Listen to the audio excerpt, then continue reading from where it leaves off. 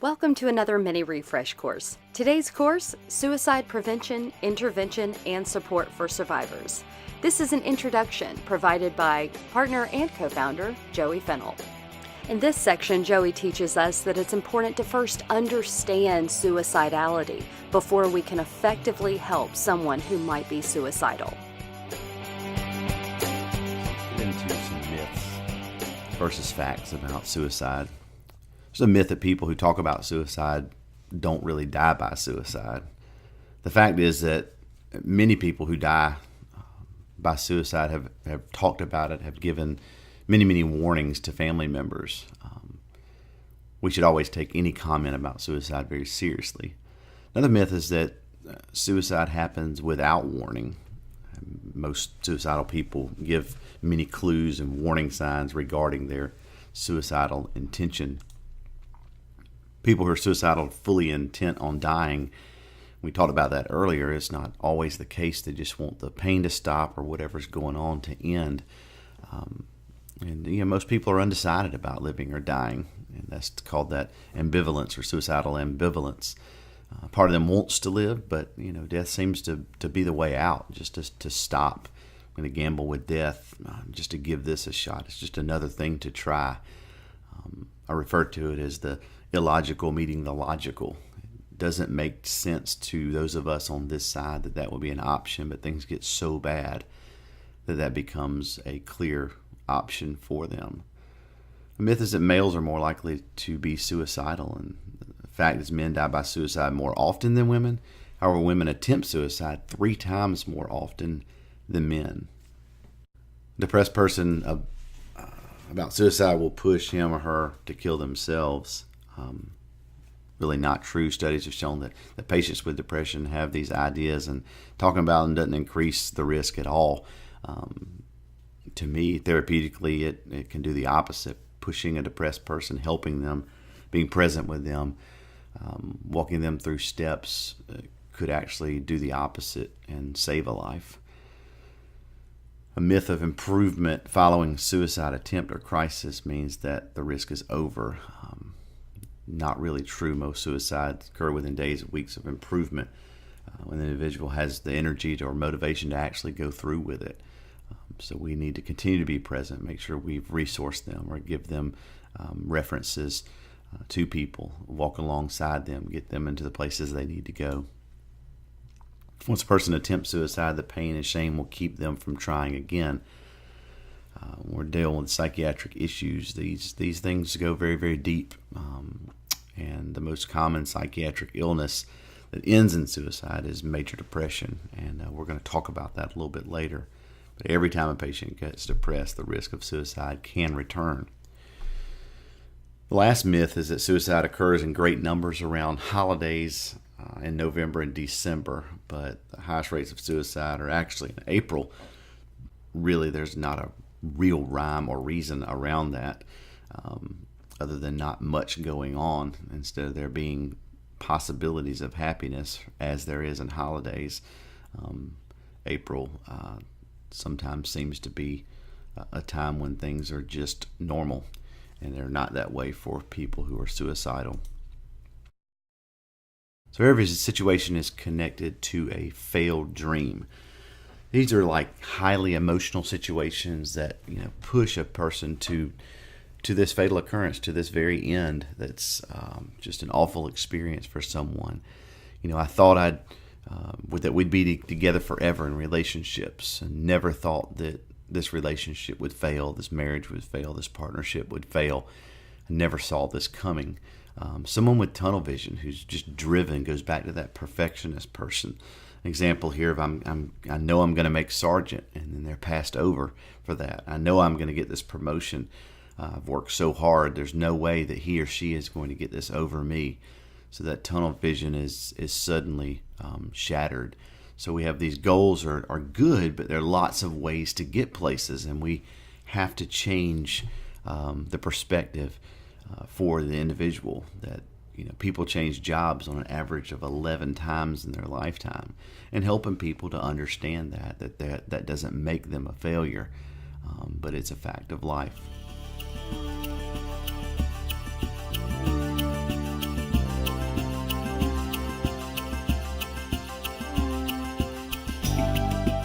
So threats would be these obvious quotes that we've talked about in circles before, but I'd be better off dead. I wish I was dead. You won't be around much longer to for me to bother you. Those types of things. And then some people are just blunt, that I'm going to kill myself. And then, with these statements, that doesn't mean we jump completely to they're suicidal, but because they may not be suicidal, but they certainly aren't happy. And it opens the door for us to be able to have some good dialogue and start a process of helping the individual. Those who've had previous suicide attempts, 4 out of 5 completed suicides are certainly not the first attempt by the victim. Take even so-called half-hearted attempts seriously. There's serious cries for help. Those who cut, mutilate themselves. This an attempt to dull an emotional pain, to let off pressure, those types of things that cutters or self-mutilators are trying to do. Certainly never keep an attempt secret. You have to make the report, and if you're afraid of losing the person for legal liabilities, there's no excuse for not reporting these types of things. That my mantra is, I'd rather somebody be pissed off at me alive than not be able to be pissed off at me. And I take it very seriously when people begin to have these conversations with me. Folks who are depressed, is a physical illness, just like cancer or diabetes. There's nothing taboo about depression. It's real. It consists in so many individuals in our world today. Thankfully, there are good drugs that help walk people through this, but there's some who just refuse to go that route, and because of that, can find themselves in some hairy situations. So depression is a real thing that must be dealt with. Just some characteristics here for you to have that we want to give to you, but you want to pay attention to these things as you're dealing with individuals. People who make final arrangements, the giving away of prized possessions, maybe a favorite piece of jewelry, clothing, even gun collections, those types of things.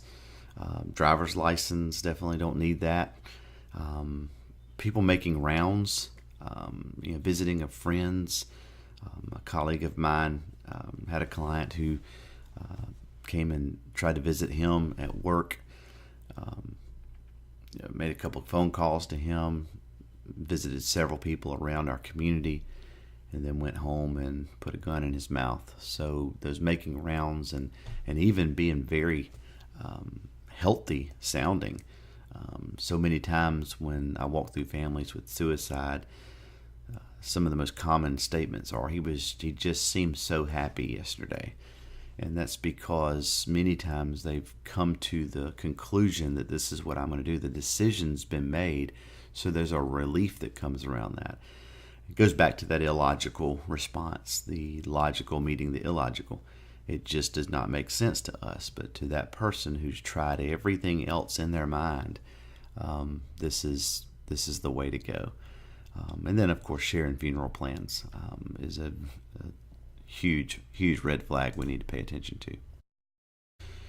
There are some elevated risk factors here. Of course, health factors, environmental factors, historical factors that I want to go through very quickly with you. Health factors, we've hit that with depression. The others, bipolar, manic depressive disorder, schizophrenia, borderline or antisocial personality disorder, conduct disorder. Any psychotic disorders, anxiety disorders, all are health factors that can contribute to suicidal ideation. There are other health factors, mental health conditions, impulsiveness, it's not bad judgment, it's no judgment. We all have impulse control issues. We all have impulses that we can't help, but how we respond to those impulses are so important.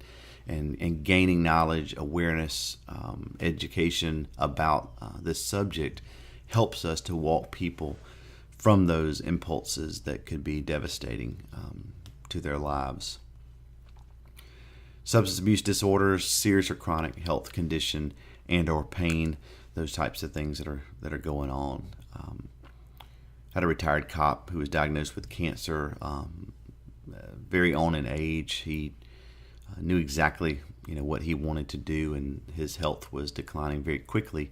And he takes his driver's license, he pins it on the wall behind him, puts plastic all over the floor, and puts a gun in his mouth. And he had kind of prepared the way. He knew exactly what he wanted to do, how he was going to do it, and even being in law enforcement, he knew what it would take to have to clean up, and he helped everybody through that process. It was a very devastating thing for the community and for his family, but stepping back objectively and trying to understand where his thought processes was very key in that. Some environmental factors. Contagion would include exposure to another person's suicide. We see that a lot in younger generations when this may happen and affect a school. So there's a great fear of copycat type of suicides, or some graphic or sensationalized accounts of suicide. Generation of video gaming, certainly a huge ingredient of that. Access to lethal means, including firearms and drugs. Cops, certainly have those so many options when it comes to that. Some prolonged stress factors. Frequency is something that we talk about a lot when we're dealing with people in crisis. How often are they exposed to certain things? Work-related visuals, those types of things. I had a paramedic one day come to me after a very tough call of a child who was in a fire, was on fire, standing on the front porch, totally consumed in flames, and was taken, just almost 90% of his body was burned, lost all of his appendages. And the paramedic called me and she said, I just need to talk. And we got to talking about it. She says, I don't know if that I can do this anymore. And we began to just kind of open up. And I said, well, tell me what you do with these things, and thinking about these visuals that are seen constantly on a daily basis, call after call after call.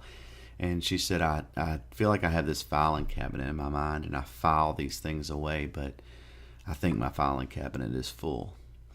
And we began a journey of walking her through and really unpacking the filing cabinet and having to actually look at some of those things again in a post-traumatic stress disorder type of way. And those things are very, very real. So also stressful life events may impact a person as well. Job loss, divorce, death in the family, somebody close to them, obviously.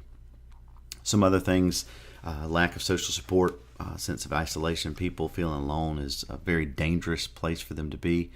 I don't need this. You won't feel guilty about not feeling guilty. You won't experience sleeplessness or loss of appetite. You call me anytime. You won't need to reach me. Don't know where to turn. A lot of times that happens, especially with people in law enforcement who may have all the resources in the world, but don't feel like they can turn to somebody for being ostracized within their own place. But those are real issues that happen. Many Eastern religions that have an effect on the beliefs about suicide, and we need to have some of those things and do our own education to be up to speed on that as people ask questions. Exposure to, including through the media, influence of others who have died by suicide are all environmental factors. Of course, historical factors, previous suicide attempts, family history of suicide attempts, those are all very important to be aware of. And then I'm going to include these, just a summary here for you to have on these slides. Just to have some knowledge here to keep handy. That feeling trapped, increased alcohol use, withdrawing, feeling anxious, all are very, very real things. Congratulations, and thanks for joining us for another mini refresh course.